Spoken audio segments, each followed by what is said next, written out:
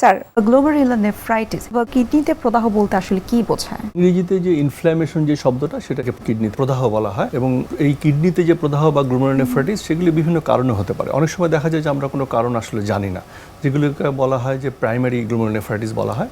সে সমস্ত গ্রুপের মধ্যে যেমন বাচ্চাদের বিশেষ করে বেশি হয় মিনিমাল চেঞ্জ ডিজিজ বা ফোকাল সেগমেন্টাল গ্লোমেরুলোনেফ্রাইটিস, এই ধরনের আর 5-6 রকমের কারণ আছে। সেগুলির ক্ষেত্রে বেশিরভাগ ক্ষেত্রেই কারণ আসলে জানা যায় না।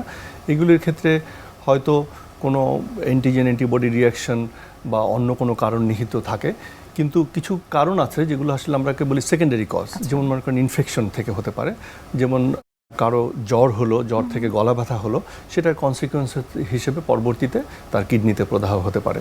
চর্মরোগ থেকে পরবর্তীতে কিডনিতে প্রদাহ হতে পারে। Hepatitis B virus, C virus, malaria থেকে কিডনিতে প্রদাহ হতে পারে। এটা ছাড়া আরেকটা রোগ আছে অনেক কমন, মহিলাদের বেশি হয়ে থাকে, সেটা হচ্ছে এসএলই বা সিস্টেমিক লুপাস এরিথেমেটোসাস। সেখান থেকেও কিন্তু কিডনি এফেক্টেড হতে পারে, তখন আমরা বলি লুপাস নেফ্রাইটিস। সেটাও কিন্তু একটা কিডনিতে প্রদাহের একটা অন্যতম প্রধান কারণ। এর বাইরেও বিশেষ কোনো লক্ষণ রয়েছে কিনা যেটির দ্বারা রোগী বুঝতে পারবেন যে তার শারীরিকগত কোনো সমস্যা হচ্ছে অথবা কিডনিজনিত কোনো সমস্যা হচ্ছে? এই সমস্ত রোগীরা সাধারণত বেশিরভাগ ক্ষেত্রে আমাদের কাছে আসে যে আমার শরীর ফুলে গেছে। অনেক সময় দেখা যায় তার প্রথম প্রাথমিক অবস্থায় তার মুখ ফুলে যায়, তারপরে আস্তে আস্তে হয়তো সারা শরীরই ফুলে যায় এবং সেটার সাথে প্রস্রাবের পরিমাণও হয়তো কমে যেতে পারে। এবং পেশেন্টের কারো ক্ষেত্রে রক্তচাপ নির্ণয় করলে হাইপারটেনশন পাওয়া যেতে পারে। কিডনিতে প্রদাহের এটির যদি প্রপার টাইমে প্রপার ট্রিটমেন্টটা না করা হয়, সেটিকে আসলে সিকিডি অথবা দীর্ঘমেয়াদী কিডনিজনিত সমস্যার দিকে যেতে পারে কিনা? অবশ্যই যেতে পারে। সেই কারণে এই ধরনের রোগী যখন ডাক্তারের কাছে আসে, তখন যেটা সবচেয়ে গুরুত্বপূর্ণ বিষয় সেটা হচ্ছে একটা ছোট্ট টেস্ট, একটা ইউরিনের রুটিন এবং মাইক্রোস্কোপি এক্সামিনেশন। একটা ইউরিন টেস্ট কিন্তু আমাদেরকে খুব অনেক ধরনের তথ্য দিয়ে থাকে। এর মাধ্যমে অনেক ধরনের রোগ ডাক্তারের মাথায় আসতে পারে যে এই রোগ হতে পারে। যেমন এই রোগীর যদি আমরা ইউরিনে প্রোটিন পাই এবং যদি ইউরিনে দেখা যায় আরবিসি বা রক্তকণিকা পাই, তখন আমরা ধারণা করতে পারি এর হয়তো কিডনিতে প্রদাহ থাকতে পারে। তখন আমরা এই প্রোটিনটাকে কোয়ান্টিফাই করি যে কতটুকু প্রোটিন যাচ্ছে।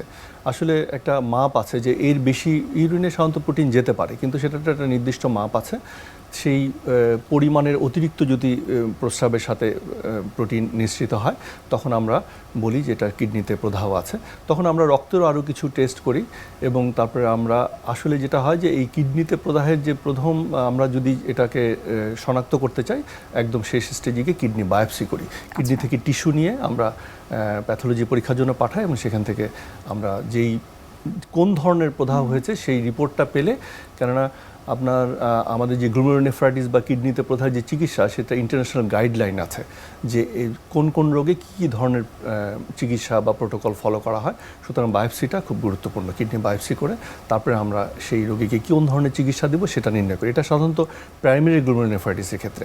আর সেকেন্ডারি যেগুলো বললাম যে কোনো একটা ইনফেকশন বা কোনো একটা কারণে হয়েছে, যদি আমরা মনে করি, তখন আমরা সেই ইনফেকশনের চিকিৎসাটা আগে দিয়ে নিতে হবে। ইনফেকশনের চিকিৎসা দিলে অনেক সময় দেখা যায় যে সেই গ্লোমেরুলোনেফ্রাইটিস এমনিতেই ভালো হয়ে যায়।